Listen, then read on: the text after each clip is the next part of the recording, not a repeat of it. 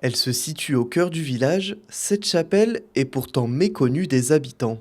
Construit au XIIe siècle, cet édifice appartenait aux abbés de Trois-Fontaines jusqu'en 1789 et la Révolution française. Le lieu a ensuite été transformé en grange. L'année dernière, la mairie a racheté ce bâtiment pour l'entretenir et le rénover.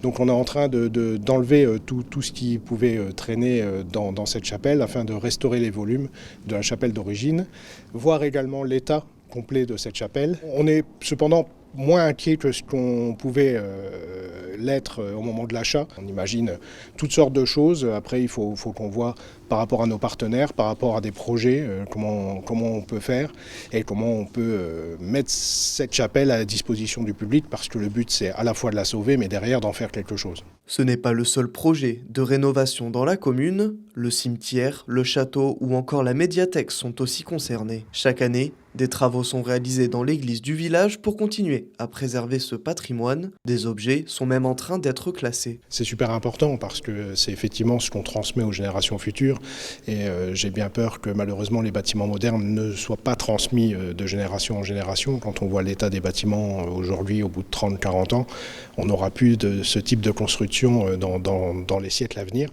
Donc autant prendre soin de ce qui existe encore, parce qu'effectivement ça permet aussi d'expliquer l'histoire et aussi d'expliquer à nos enfants, aux petits-enfants, comment s'est construit tout notre pays et tous nos villages. À l'intérieur de cette église, nous faisons classer un certain nombre de choses. On a fait classer déjà l'orgue, des statues, et là nous sommes en train de travailler sur l'autel de la Vierge afin de pouvoir le dater et pouvoir effectivement le faire rentrer dans le patrimoine historique.